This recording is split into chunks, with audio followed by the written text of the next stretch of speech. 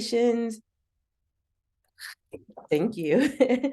The application and the selection process, and we'll take a look at some of the past participants, and then of course you can ask us anything. So let's go to the next slide.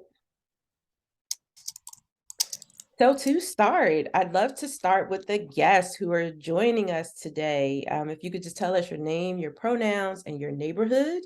Tell us a bit about what you do and who you serve, and what your needs are as a founder and entrepreneur or intrapreneur.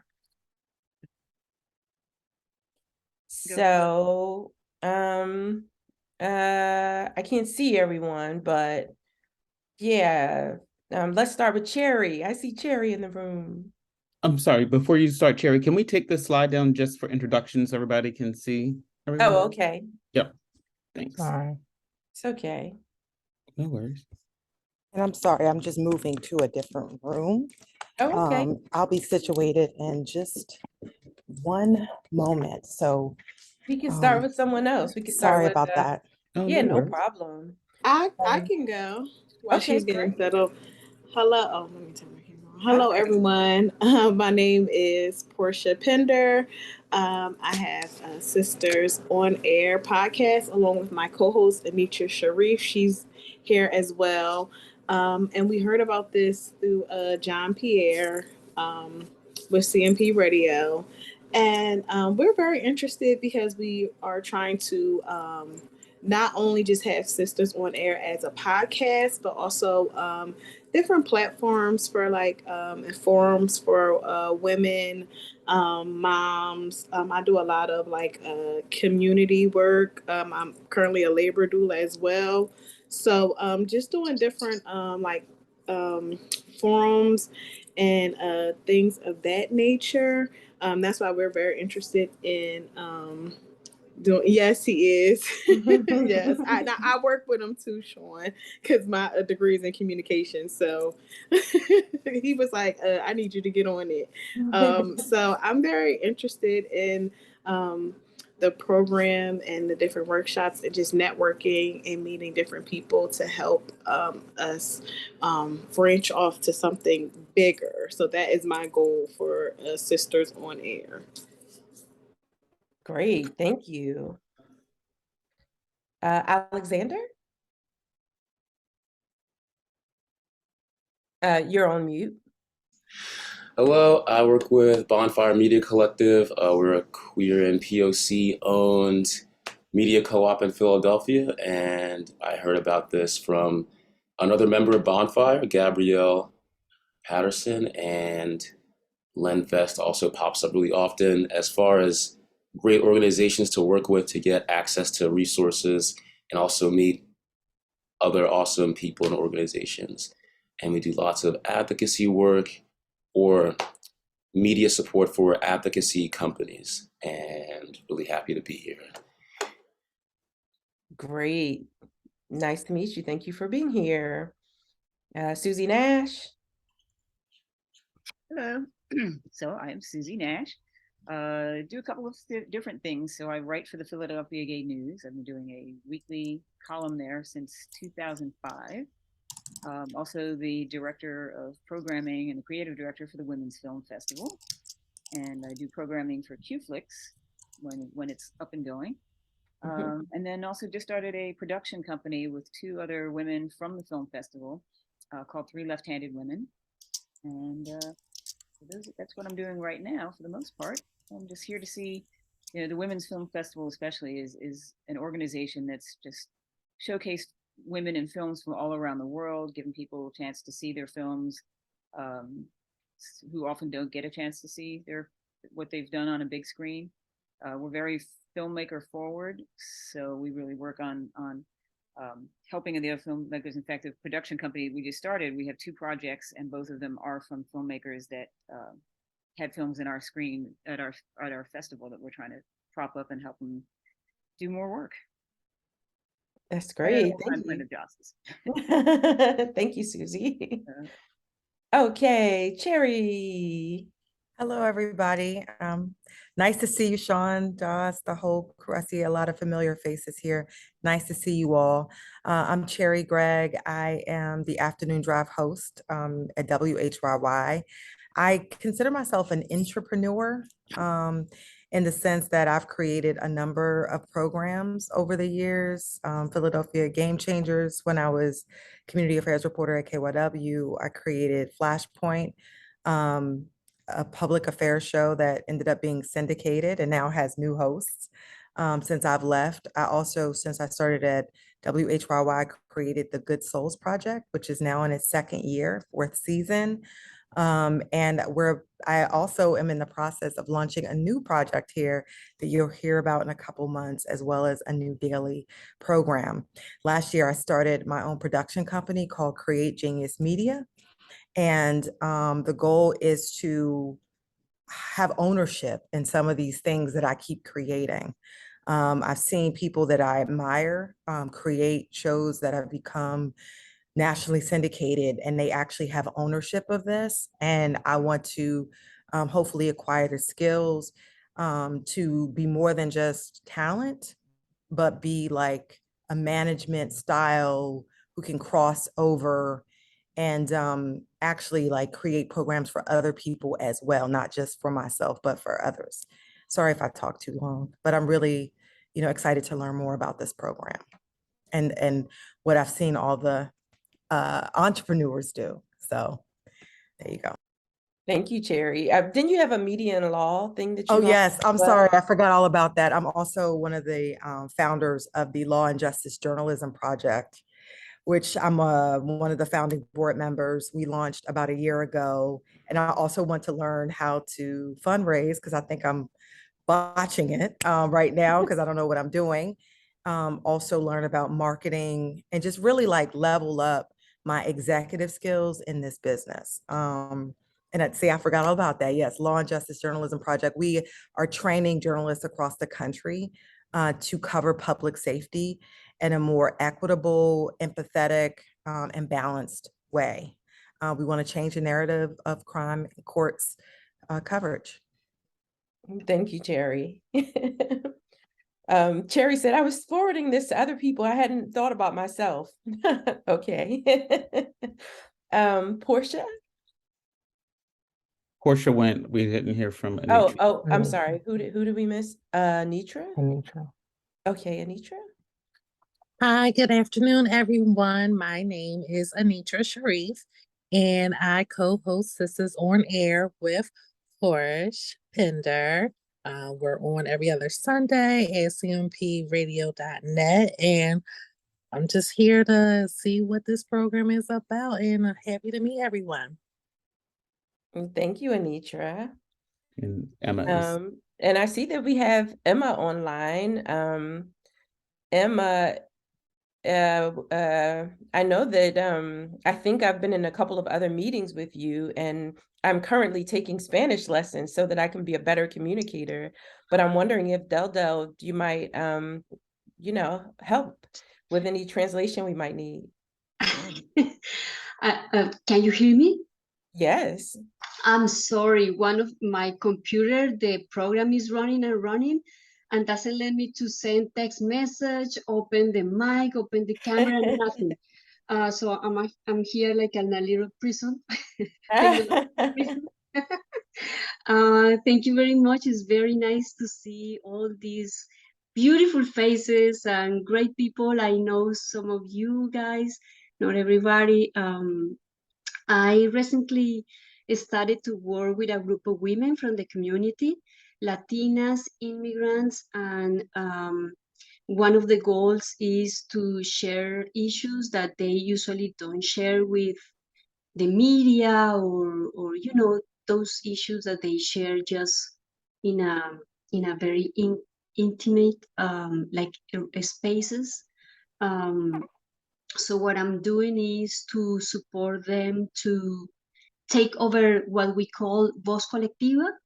I'm trying to teach them some things about journalism, but to tell the truth, I'm learning far beyond what I'm receiving more that I'm giving. but I definitely need support to do this work. And I want them to have different platforms to be able to share content and information. And next week they will start the first YouTube. But yeah, I'm here because of them. I want all the support that I can find for these women. Thank you. Thank you so much, Emma. Thank you. And let's just go to the project team. Sean, you wanna start?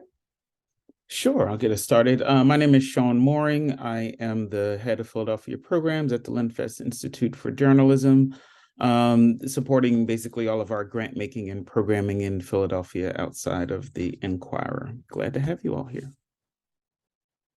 Great. I see we have Gabriella on the line. Gabriella, you want to introduce yourself? Hi, Joss. Good afternoon.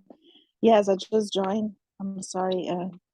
I'm unable to turn on my camera. I'm here with my newborn. So if you hear anything, it's her. So I'm co-founder, journalist, and multimedia producer of Presente Media.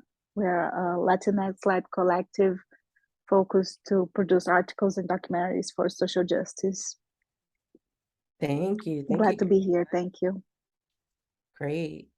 Let's toss it back to the project team. Diana? Hi, everyone. So great to see so many new and familiar faces.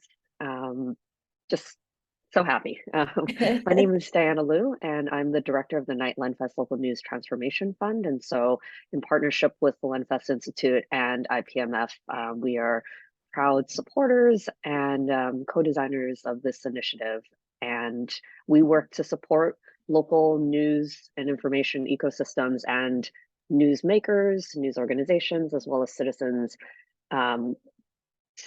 committing acts of journalism in Philadelphia and nationally, but especially in Philadelphia. Great. Samaya? Hey everyone, my name is Samaya Green and I'm a program analyst at the Linfest Institute. It's so nice seeing some new and familiar faces. I recognize a few of you across our programs, and I'm happy to get to know the people I don't know yet. So welcome. Thank you. Sarita Tezra? Hi, everyone. I'm traveling, so that is why my camera is off. So I appreciate the grace extended there. I am the Director of Programs and Communications for Love Now Media, and super excited to be here with you all. Hello, everyone. My name is Tezra Wilkins. I'm the Product and Operations Manager at Love Now Media, and I'm excited to meet you all today, and good luck on your applications. And Del. Good morning, good afternoon. My name is Del Medina. I'm the Executive Director of Black and Brown Founders. We're an organization that is working on economic equity. We believe that entrepreneurship is one way in which we can have ownership stake in this country. And so I am really excited to be able to work with some folks who really understand that journalism, media makers, storytellers, like you all are entrepreneurs, and to be able to give you some of the skill sets and understanding so that you're financially responsible for yourselves and the communities that you're serving. Thank you, Del. And I'm Joss Duncan Ashe. For those of you who I don't know on the call, I'm the executive producer and publisher with Love Now Media. We are the consultants to execute on this project along with Black and Brown Founders. We'll get more into how it's funded and what the program is next. So Tezra, if you can put the slides back up, please.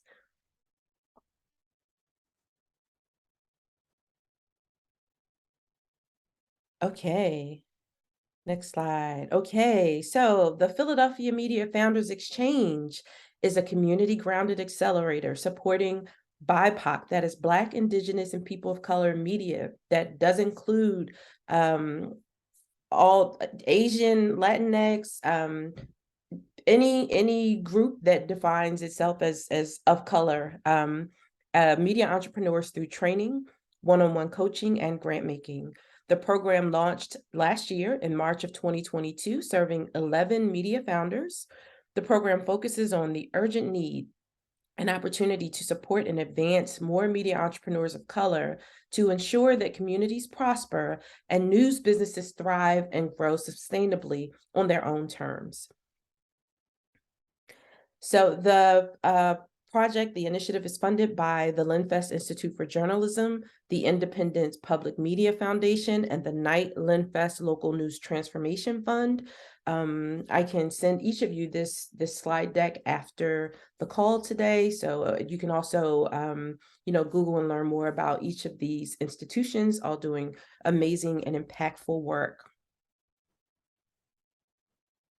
So about the program, the Philadelphia Media Founders Exchange offers core grant funding.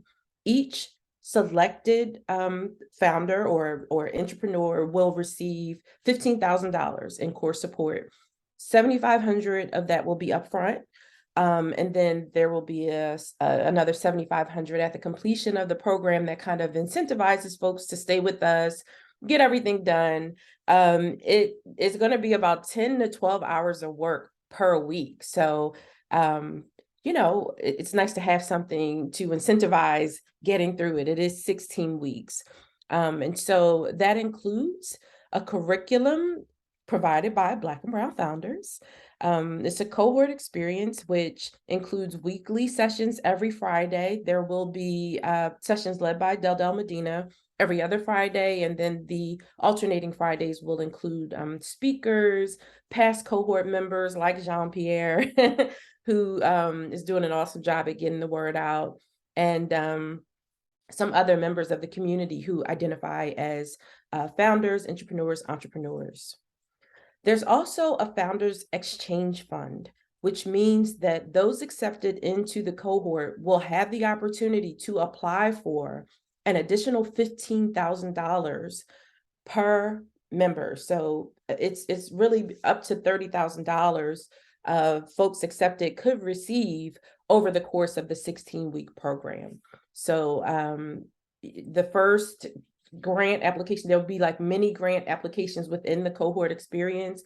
The first one will be for $5,000 for a project.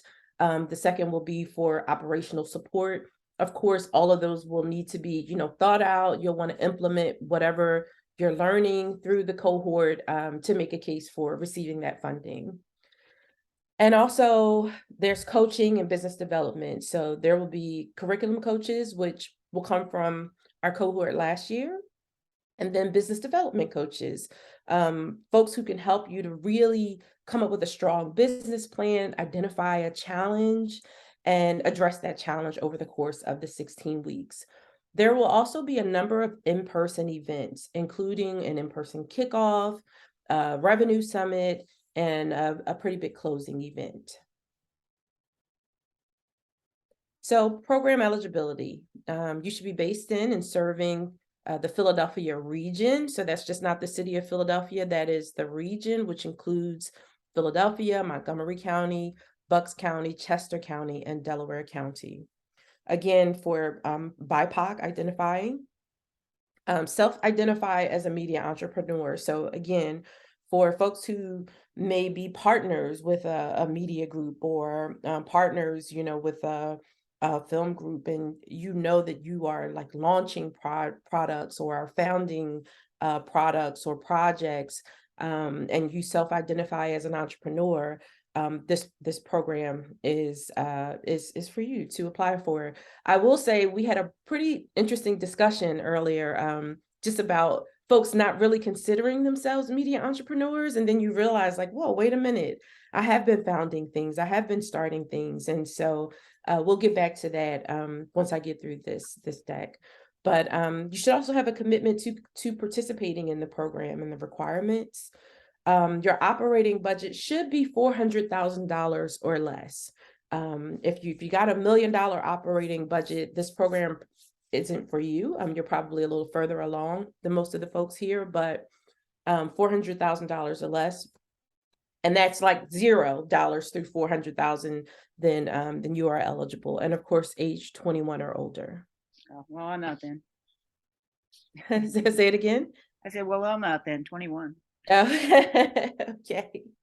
So the target participants are representatives from really any combination of these categories: a media entrepreneur at a mid-career stage of development, someone who is at an earlier stage of development, freelance journalists, an organization that hasn't received funding, or maybe you have received funding. The business satisfies a demonstrable need or solves an evident problem. Your financial model makes sense and appears to be viable and something that could be sustainable. You have some relevant experience and skills to execute on your vision. And then, of course, you can provide at least one reference to speak to your track record, and you have some kind of a digital presence. So if you haven't done anything, and don't have any work samples, this probably isn't yet the right time for you to apply. But if you have, some work samples, a digital presence, and you're actually able to execute on your vision, then you're definitely a good fit for the application. Okay, so just some things to know about the application timeline and the selection process. The applications close on February 9th at 11:59 p.m. So you still have a little over a week to get your applications in. Between February 14th and February 17th, finalists will be invited for interviews. So as a part of this process, folks will go through an interview. And then all final decisions will be made by the end of February. So you'll either have an invitation to participate or a decline by the end of the month.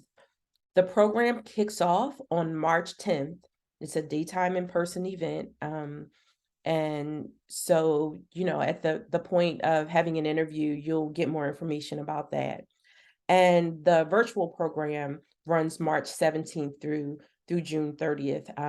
There will be a number of in-person events. Some of them are optional, including like monthly happy hours, but we're really making sure to invite folks that can help you to really deepen your relationships with like other funders, supporters.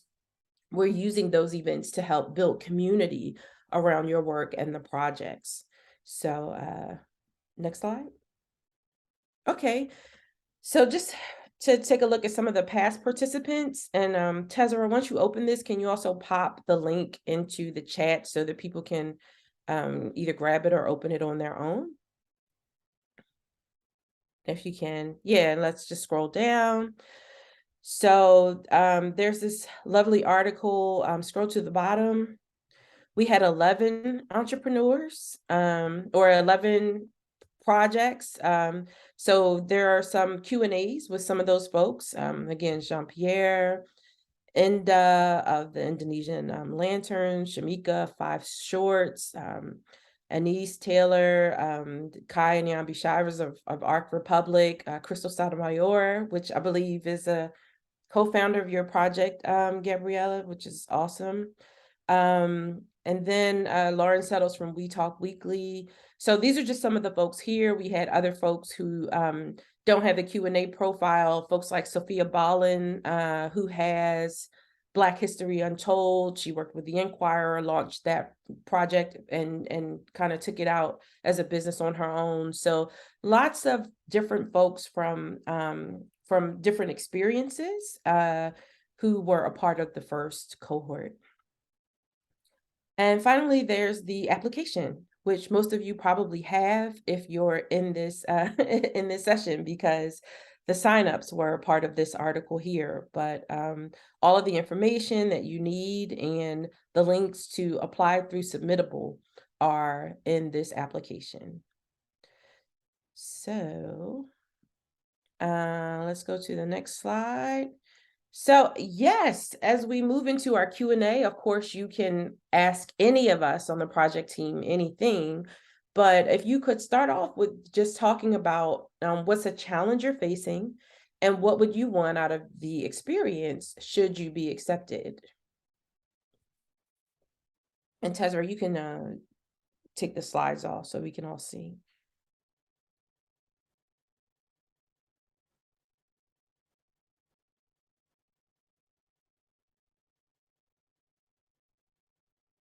Anyone want to start? Any of the, okay. I'll start.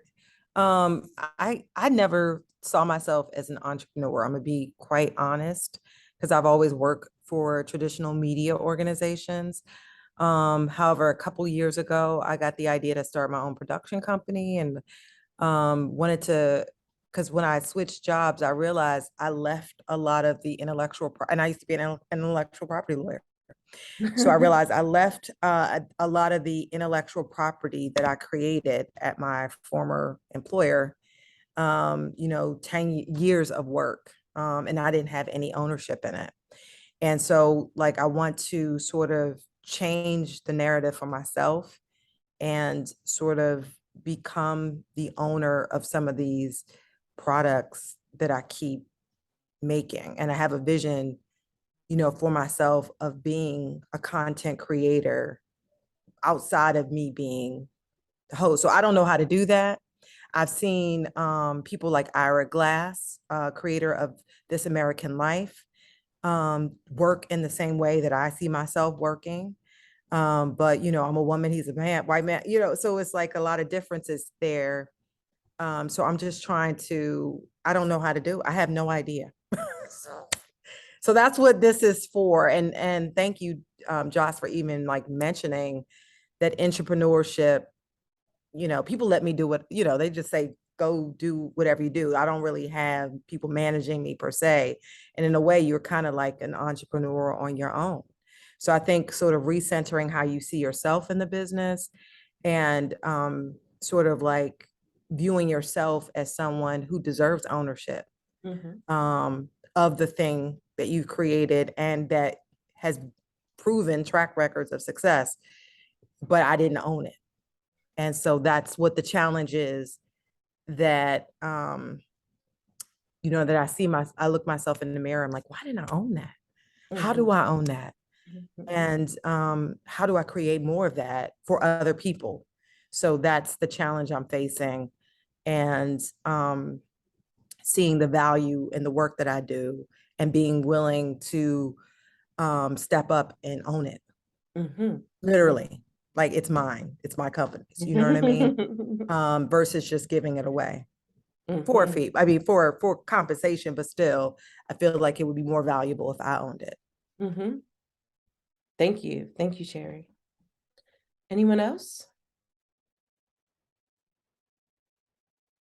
What challenge are you facing, or do you have any other questions? Hi, Joss. This is Gabrielle again. Yes. For presented media, there are a couple of challenges that we'll like to discuss this year. One of them is like how to, like we founded the collective in 2020. And now we're thinking like, how can we get more funding and how can we get like long-term funding, right? There's not a 1 year. So how can we be more sustainable for ourselves? Also, we have discussed like we have a fiscal sponsor. Should at one point we become a nonprofit ourselves and don't have a fiscal sponsorship? Should we have a LLC? So we have all these questions that I would like to bring more people to expand the collective. Yeah. So all kinds of things. And when I was reading about the program, I read about how to learn how to expand emotional resilience for entrepreneurs. And I thought that was key because it takes so long for us to grow a collective, an organization, a business. So I think it's really a great project. Oh, great. Thank you so much. Yeah, I think you'll find a lot of support for those questions. Both of you, and Delda, I'd love for you to speak to what the curriculum offers, but let's hear a couple more questions first.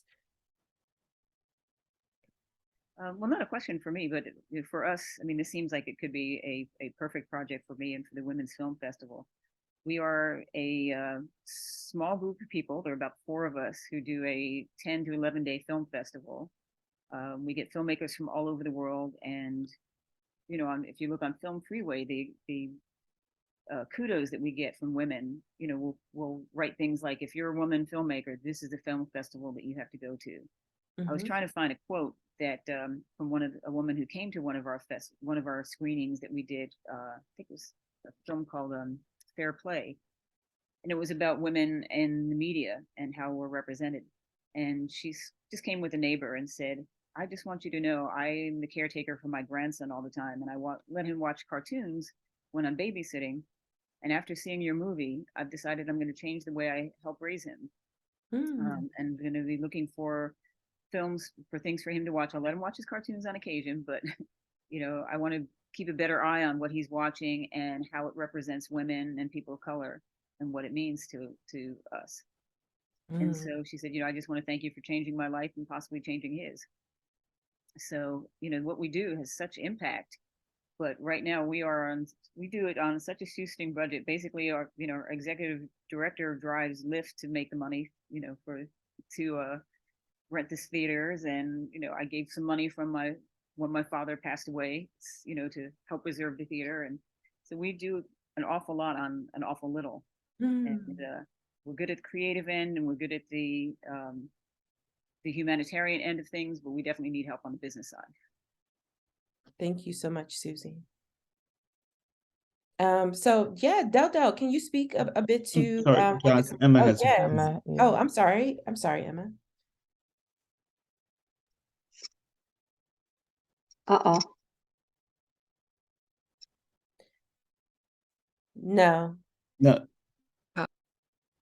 If you want, you could put it in the chat if you're able to do that.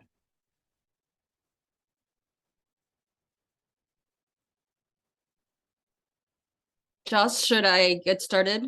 Yeah, let's see. Let me just see. Is it? Oh, okay, go ahead. All right. Okay. Yes, you can get started, Del.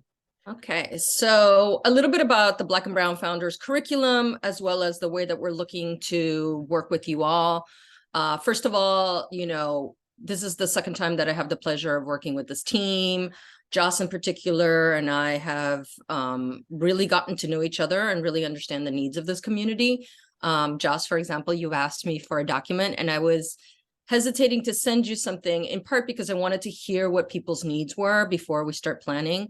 I like to be very responsive to the needs of the group, and different groups have different needs. We have a curriculum online, and you will be able to have access to that platform and be able to go in there. There's a series of lessons along with homework assignments, and it's everything from thinking about like, what kind of business do you want to have based on the life that you want to have? That's like our first lesson. We believe in centering the people who are doing the business. We don't believe that people should be creating businesses to satisfy other people's needs, but rather your own. So what kind of day do you want to have? What kind of life do you want to lead? What kind of responsibilities do you already have? Some people have caretaking responsibilities. Some people have health issues. Some people have community needs that they need to meet. So really understanding who you are and what assets you have before you get started helps to be able to answer the questions around like, do we need an LLC or a nonprofit? Those are structural things. No structure is perfect in terms of business, but it's definitely not going to be helpful to be in a structure if you don't understand the needs that you have of yourself and the team and the community that you're trying to put together. For example, I always say BBF is a nonprofit. We are a nonprofit because that was a choice that we made from the get-go. We could have made this an LLC or an S Corp or a C Corp. There's many different ways, a co-op. You know, I've run some of these things. I'm a member of a co-op. I think that every single structure has its own particular kind of like nuances and ways of working. But at the end of the day, if that does not work for you, it's not going to work for you. And so you really have to understand who you are, where you're coming from, what your assets are. And by assets, I mean connections, abilities, knowledge, like all of those things are assets. So the first piece of this work is really making an inventory of who you are and what you're going to do. And then as we are going to go along, there's going to be different homework assignments depending on where you are in terms of level. Some people have already gone through and figured out some things about the communities that they're serving. Some people haven't done that work. And so we'll be able to, it is my plan and my idea that to really meet the needs that everybody has, while at the same time highlighting the knowledge base and understanding that people in the group have. Like, it's one of the things that we learned from the last cohort. There's a lot of wealth of knowledge in these in a cohort, and really being able to tap into that wealth of knowledge, I think, is important. And so I would say overall, like I mentioned, at the end of the day, from a BBF perspective, for us, it's important for people to have ownership stake in this country. And entrepreneurship is one way that you can have ownership stake. It is also important for us, for folks to be fiscally and financially responsible for themselves, and not to put yourself last because you're trying to meet a community need. You are not going to be able to meet that community need if you are putting yourself last. So what are the financial realities that you need to have to really understand where different pots of money come in through? And so really understanding things like, what is the difference between a community member and a customer, right? Really differentiating those things is part of the work that I think we're probably going to do, because that is a thing that people get stuck on all the time. I know that I've made that mistake of like, oh, I'm in community with this person, but they're not actually putting money in my pocket, so they're not my customer, right? And how do we set up systems and ways of being in which we are constantly acquiring customers, people are engaging, going through some sort of programming that we have, and that we also have a way as a nonprofit to meet a community need, and how these things interplay with each other. But if you're an LLC, or you're a co-op, or you're some sort of other kind of structure that you've decided to be, how is it that you also kind of like balance these things out? Because at the end of the day, we all have financial needs and we need to meet them. So that's the way that I am currently in the process of designing the program. Once again, we have an online portal. You'll have access to it. It's a 12-week program that's on there. You'll be able to have access to it for 6 months afterwards, so that you can go back and do the lessons. We know that some folks are going to come in with things like other members of their team. We have heard, I could say I've heard from other folks that have said, oh, I had a member of my team go in and do a particular lesson because it was important that they learn this as a team member. And so just as long as we feel like you're engaging with the curriculum, we're helping you get along, like that is like, for me, the #1 goal. I'm really proud that we were able to track through reporting that people had a demonstrable growth in terms of the financial well-being of their companies or organizations. And so like, that's once again, like my #1 goal is to help you also navigate some of the sticky emotional things that come up as underrepresented people when it comes to money and relationship to money and relationship to actually being able to grow a company, because I think that there's a wealth of knowledge and a need for that knowledge to be shared and communities to be created, in which we're educating each other through media. So I don't know if there's any particular questions that I'm willing to answer around the curriculum, but you can see my name on the thing. I have a very unique name. I'm very easy to get a hold of. So you can find me on LinkedIn and Twitter and all the other places. So if anything comes up, please just let me know.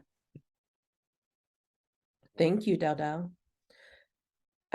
Diana, I'd just like to, if you don't mind, I know you have to hop off soon, but I just want to kind of revisit the conversation we were having about people not really realizing they were journalists or necessarily in the news space, as we talk about defining communities and ways of uplifting and amplifying community voices. Do you have anything you could share related to that, Diana? Absolutely. I remember it a couple of years ago, I spoke on a panel, and there was one white male individual, and when somebody asked a question about imposter syndrome, this white male said, "What is that? I've never heard of it before." And so this is a space where it's okay to really talk about that, but everybody struggles with that in different ways. But also, if an individual is working within an industry that doesn't celebrate or define entrepreneurship as a part of that work, like journalism, it is very normal to not see yourself as an entrepreneur, or also be surrounded by people who have told you that you're not an entrepreneur because you're just doing this work on behalf of someone else or for the benefit of someone else. And just like Del said, being of service to the community, you need to also take care of yourself and your team. And so I think part of it sometimes is the scrappy entrepreneurial spirit for those who are hustling and working side jobs or even full-time jobs and then doing this as a passion project. You already have the wherewithal to know that you want to develop something with an end goal and you have an audience in mind. And somewhere in there is probably this hope to create jobs. And I think that's something too, the drive between some folks who are business owners may not see themselves as entrepreneurs because they're not trying to grow and scale. So even that distinction is helpful. But I think that another way of looking at it is that the difference between being a content producer or a technician, that leap to becoming an entrepreneur is a little bit different, because then you are no longer the cook and the dishwasher, but you also need to like know what the cook and the dishwasher and the front of the house needs, because you know what it takes to run a successful restaurant.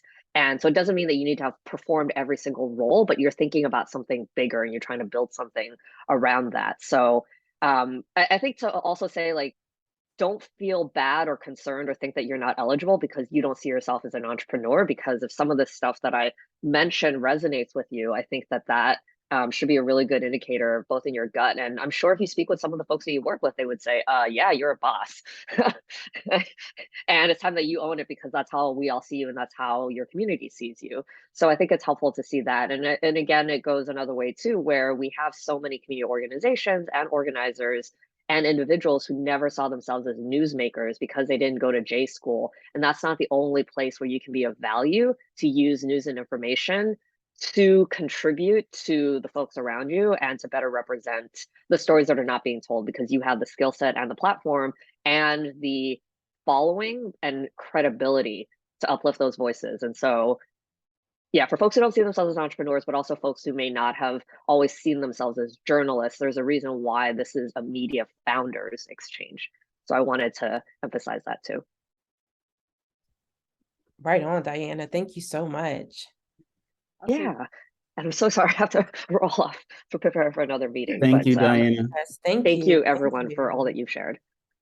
It's funny, Joss, I sometimes find myself with that, because the way I got started at Philadelphia Gay News was I just had an idea for a column, just coming from being at a cocktail party and talking with somebody who I'd known for years, and then realized, when my girlfriend at the time turned to me and said, like, oh, he seems interesting. What does he do?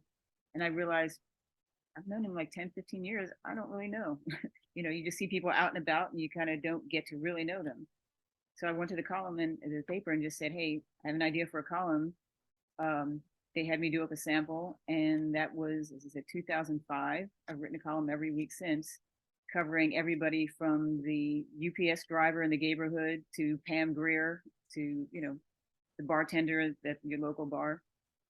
So for me, I sometimes have to get into that headset of like, yeah, I am a journalist, because I think of like, no, I'm just a person who's writing a column.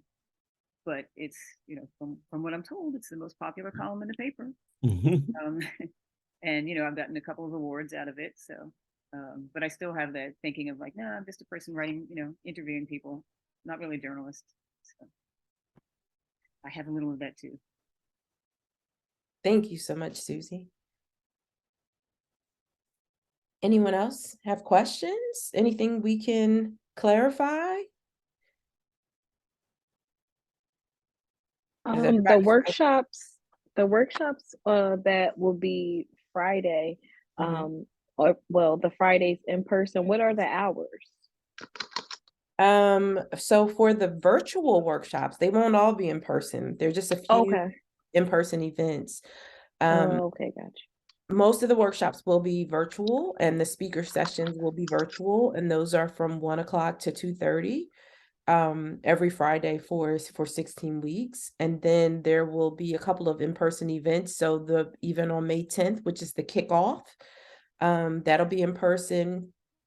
There are a couple of other dates that I don't have on hand here, but if you are a finalist, we'll have those available during the interview.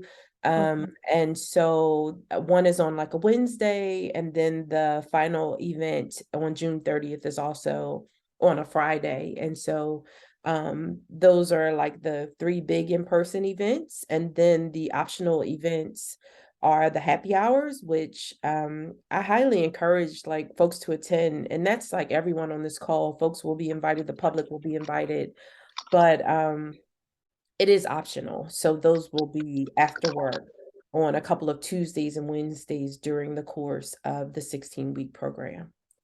Okay. Thank you. You're welcome. Any other questions? Susan? Yes, I mean, for me, I guess it's as I learn more about this program, I'm having a hard time trying to figure out should I be approaching this from the columnist hat that I wear, or from the film festival hat, or the production company hat. We all need help, so.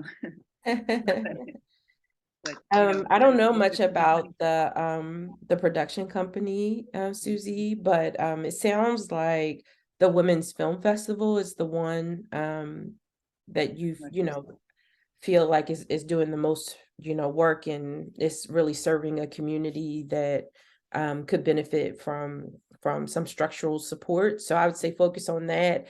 And then in the application, when you're talking about yourself, you can note that you're a journalist and that you have another production company, and that you were, what was that character that you were, Susie, on the show? The ringmaster on the Bozo Show. Yeah, Susie was the ringmaster on the Bozo Show on like television. So I mean, like whatever experiences you want to bring to your application, I think you can have that as supporting information. But it sounds like the Women's Film Festival is what you want to lead with, and it seems like you have a team that is kind of in place to support the project to sustain and grow, and kind of put some foundational structure in place. Sounds good. Thank you. Mm-hmm. Any other questions? Yeah, I was, looking at it as well, kind of figuring out, because I started my media company last year. But I have so many things. I have the nonprofit that we founded, and then the business part of the journalism work that I do. And not all of it, I don't necessarily, all of it probably won't even be journalism, because not all content is news-based. So, just trying to think about how to do this company. I don't know which project but I feel like the skills would help all of it. You know what I mean? So I don't know which one I should lead with either. Yeah, I think, Terry, for you, because you are the founder of a production company, if you are comfortable with having that be the separate project that you're in this program for, I think apply there, because you also have a pretty high profile with a very noted organization. You might want to apply as more of an entrepreneur with that company, if that's what you want to be, kind of associated with. I think the publicity and attention you'll receive. I'd be interested in what Sean thinks about this, or Del.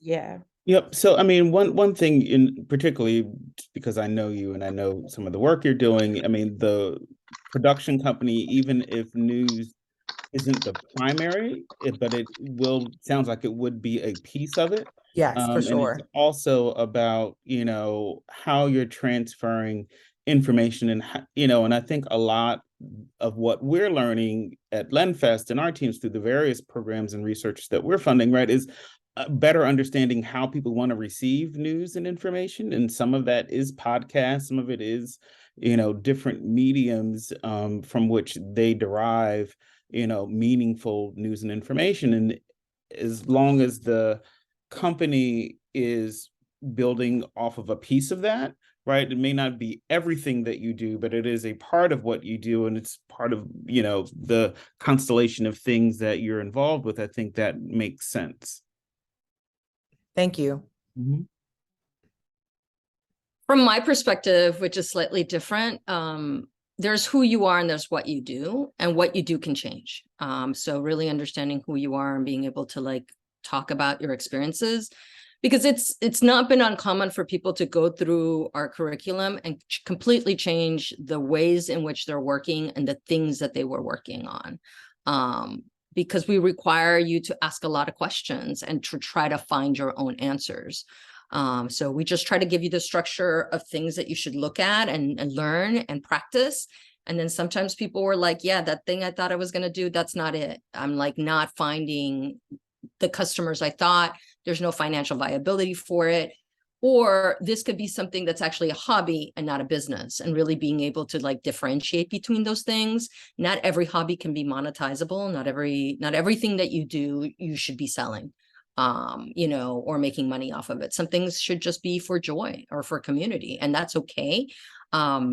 But figuring out what your actual bottom line is and how you want to be in the world around that is really important. So I would just say you got to give yourself some leeway. All of us have amazing ideas and we do amazing things in our communities and we're doing all these things, but really having some understandings of where those lines are, I think is an important skill to learn. Thank you. Does that help, Cherry? Do you feel good? Yes, I think I'm gonna take some time this weekend and just really like map out and because this is I've been working on a mindset shift for quite some time. And I think sort of like I'm a visual person, so I think sort of like putting it all down will help me tremendously. But your comments and the different perspectives help a lot. So thank you. And I'm sorry I have to go for 1 o'clock, but I really appreciate this. Of course, and you can reach out to me if you have additional questions. And I also put my email in the chat for anyone else who may need it. Bye, Cherry. Have a great day. We'll hear you on air. Hey,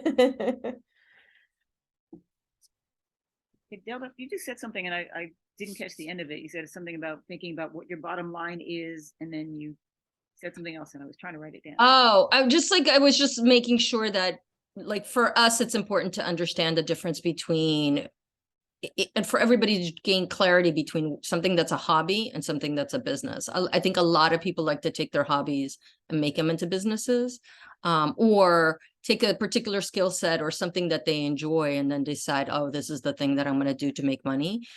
Sometimes that works and sometimes that doesn't. So really having an understanding of what those clear lines are, I think is like just an important skill set for people to have, right? There are certain things I'm very good at that I'm not monetizing because I don't want that burden.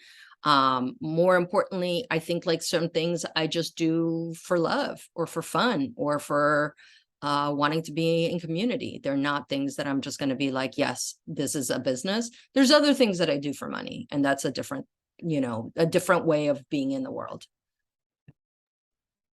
Great. Yeah, and there's an excellent a workshop as a part of the curriculum called, I believe it's called the Flow exercise, Del. Really good at helping to map that out. Okay, any last questions? All right. Well, is everybody feeling inspired to apply? Can I just see a thumbs up, a hands up, or something if you're going to apply? Okay. And I will ask all of you for a favor. I hope that's okay. If you would kindly send the information to, 3 to 5 people who you think might be interested or might benefit from this program. We'd love to receive, a lot of applications because a lot of people may not be, may not know if they're entrepreneurs or may not know if they're journalists or media folks. And so to spread the word to folks who you think might be a good fit, I would really appreciate that. So I am asking that favor. One more thing. When we finish our applications, before we submit them, are there any of you that we can have like look over and kind of go over them with us for help? Wait, I am not able to be that agile, but I will say, you can ask a friend or something like that to just see if it really represents you well. Thank you. You're welcome. Any other final questions? Okay. Well, I want to thank all of you for attending. I do want to ask the project team to just hold on for, 2 minutes if you can. And I want to thank everyone else for joining us today. Thank you so much. Thank you. Thank you. This was really good and informative. Thank you so much. Thank you. Thank you. Have a good evening. Good afternoon. Thank you. Thank you. Thanks. Have a great day. Bye. Thank you. You too. Okay, we can stop the recording.